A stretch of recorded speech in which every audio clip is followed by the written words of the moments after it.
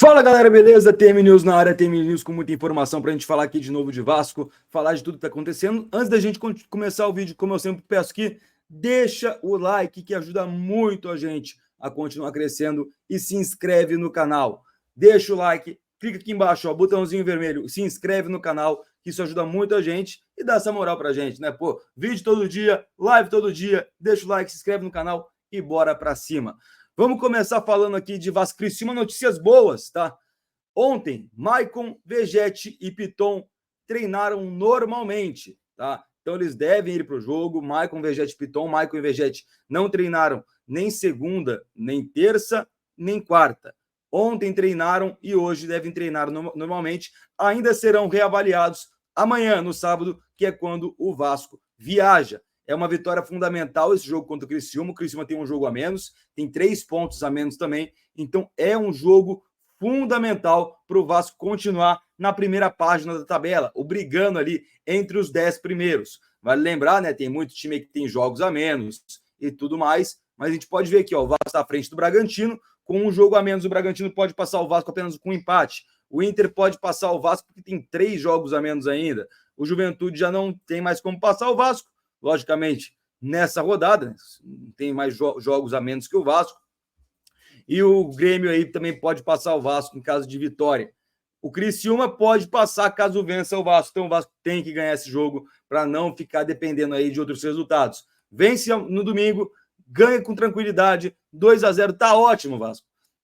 Chega aos 30 pontos, fica mais longe ainda da zona do rebaixamento, que está com 21, são 6 pontos de vantagem, e o Corinthians pega o Fluminense, jogo direto, amanhã, inclusive, 20, 21 pontos. Um empate aqui seria fantástico, né? Nenhum dos dois esgarraria, tudo mais. Um empate seria fundamental aqui. Tomara que aconteça para os dois continuarem lá embaixo e ninguém vir atrás do Vasco. Bom, a provável escalação, e detalhe, se o Vasco ganhar, o Galo empatar e o Atlético perder, o Paranaense perder, pode chegar à 8ª colocação. Provável time para domingo: Jardim no gol, Paulo Henrique, Maicon, Léo e Piton, Hugo Moura, Cocão e Payet, Adson, Vegetti, David, o João Vitor. Deu uma entrevista ontem para o canal do Mário Coelho, falando que tem, inclusive com meu amigo Edu Canelas, um abraço, Edu! Inclusive falando que tem condições de jogar os 90 minutos. A fisiologia do Vasco não deve estar concordando muito com isso. Deve ser esse time titular: Jardim, Paulo Henrique, Maicon, Léo e Piton, Hugo Moura, Cocão, Payet, Adson, Vegetti, David. Mas aí, por acaso, né, o João Vitor tenha realmente condições de jogo, o Léo pode sair, ou o Maicon, porque não treinou todos os dias durante essa semana. Só de Copa do Brasil rapidinho, segunda-feira deve ser o sorteio, segundo Luiz Roberto, narrador da Globo. A ida, tá, os jogos de ida estão com data base de dia 27/8, e o jogo de volta está com a data base do dia 27, dia 11/9. Então, 15 dias ali entre um jogo e outro. Tá? É muito importante o Vasco passar para ganhar uma grana boa. Os times classificados são Vasco, Flamengo e Juventude, Corinthians, São Paulo, Bahia, Atlético Paranaense e Atlético Mineiro. Eu gostaria de pegar o Juventude. Se for confirmado que será segunda-feira, estaremos aqui fazendo a live. Sobre fornecedor esportivo, como eu já disse aqui, temos alguns, né? São alguns interessados na camisa do Vasco, dentre eles Nike, Puma, Reebok, New Balance, Umbro, Capa, Ledia e Penalty. A Capa tem prioridade de renovação caso cubra qualquer oferta dessas outras. O Vasco renovou, inclusive, com a Capa até março de 25, por uma questão de logística, né? Porque não dá para ficar sem material no começo da temporada. As negociações também ficaram mais tranquilas para acontecer com a prova, principalmente com a Nike, tá? E a nova fornecedora terá mais tempo hábil para fazer os uniformes até março. Então, se fechar, por exemplo, em dezembro, janeiro com a Nike, ela vai ter até março, até abril, né? Até dia 1º de abril, para fazer aí os novos uniformes. Não será feito de qualquer jeito. E acho que essa foi uma sacada muito boa do Pedrinho. Sobre o mercado da bola, o Praxedes deve ser anunciado hoje pelo Paranaense. Até segunda-feira eles estão querendo anunciar. É um empréstimo com opção de compra lá do Bragantino. Não tem mais nada a ver com o Vasco, mas o Vasco ainda tenta saída de mais 2 jogadores, 3, né? Contando com o Galdames, que eu falo daqui a pouquinho, com o Rossi e o Rojas também. Então, esses 2 ainda estão. O Rossi agora pode ir para o Santos, parece que o Santos tem interesse no jogador, e o Rojas está um pouco mais complicado, um negócio que está mais inicial, mas o Vasco quer se livrar do jogador também. Sobre Galdames, como a gente já falou, tem negociações paradas com a Universidade Católica, não deve ir para lá. Ele já se apalavrou com o São Lourenço, tá? Ele já tem acordo verbal com o São Lourenço e até o momento nenhuma negociação foi aberta oficialmente. Porém, quando eles fizerem a proposta, o Vasco deve liberar de imediato, sem fazer muita força para o jogador ficar. O São Lourenço deve fazer uma proposta oficial no começo da próxima semana, provavelmente segunda-feira. O Ryan, como a gente já disse aqui também, recebeu proposta do Anderlecht e o John Textor queria levar o garoto para o Eagle Football ou para o Lyon. Ofereceu cerca de 120 milhões de reais, 10 milhões de euros, 60 jogos no Engenhão, mais 16 milhões de reais, onde o Vasco tem uma dívida com uma empresa a qual ele é sócio.